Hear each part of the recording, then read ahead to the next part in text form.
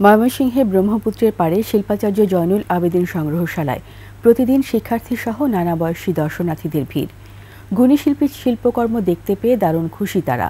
তবে সংগ্রহশালাকে আরও আধুনিকায়নের দাবি তাদের। ময়মনসিংহ বিভাগীয় প্রতিনিধি আতাউর রহমান জুয়েলের তথ্যচিত্রে ডেস্ক রিপোর্ট।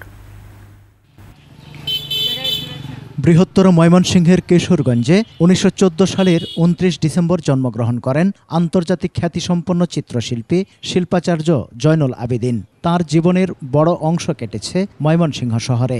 ব্রহ্মপুত্র নদের সাথে এই চিত্রশিল্পীর সম্পর্ক গভীর, যা তার সৃষ্টিকর্ম থেকে সহজেই বোঝা যায়। লিলি হালাল বিউটি সোপ, বিএসটিআই কর্তৃক সনদপ্রাপ্ত দেশের প্রথম হালাল বিউটি সোপ, দীপ্তিময় উজ্জ্বল ত্বকের জন্য। শিল্পাচার্যের এসব সৃষ্টিকর্ম নিয়ে ব্রহ্মপুত্রের কোল ঘেঁষে নির্মাণ করা হয় জয়নুল আবেদিন সংগ্রহশালা। গুণী এই শিল্পীর শিল্পকর্ম দেখতে প্রতিদিন ভিড় দর্শনার্থীদের। তার যে মনপুরা সত্তর চিত্রকর্মটা, এটা এখানে এসে না দেখলে এটার যে একটা অনুভূতি, এটার যে একটা ওই যে দুঃখবোধটা, এটা এখানে এসেই দেখলেই মানুষ সত্যি সত্যি অনুধাবন করতে পারবে। বিশেষ করে দুর্ভিক্ষের ছবিগুলো এবং ওনার প্রত্যেকটা ছবি মনে হয় কথা বলে। এখানে দেখতে পারছি আমরা খাট আছে, তার ব্যবহার করা পোশাক আছে, এগুলো নতুন। এখানকার শিল্পকর্ম দেখে ভালো লাগলো, যেহেতু আমরা প্রথমবার আসছি।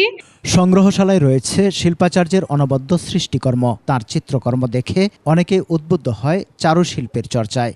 জয়নুল আবেদিন সংগ্রহশালা ঘিরে সাংস্কৃতিক বলয় গড়ে তোলার দাবি তাদের। ঢাকা চারুকলা বলেন, নজরুল বিশ্ববিদ্যালয় বলেন, চিটাং বলেন, ময়মনসিংহের প্রচুর ছেলে মেয়ে ওই চারুকলার এডুকেশনে শিক্ষিত হচ্ছে।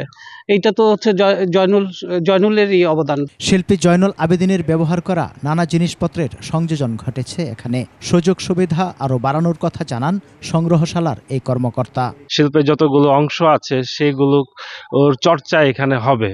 তো সেই কার্যক্রমটি বাংলাদেশ জাতীয় জাদুঘরের মহাপরিচালক মাধ্যমেই নিয়ন্ত্রিত হচ্ছে। আমরা আশা করি যে এটা একটা ভালো দিকে যাবে। এই সংগ্রহশালাকে কেন্দ্র করে আধুনিক মানের সাংস্কৃতিক পল্লী গড়ে তোলার দাবি ময়মনসিংহের সংস্কৃতিকর্মীদের। সমর ইসলাম, ডেস্ক রিপোর্ট, ২১ টেলিভিশন।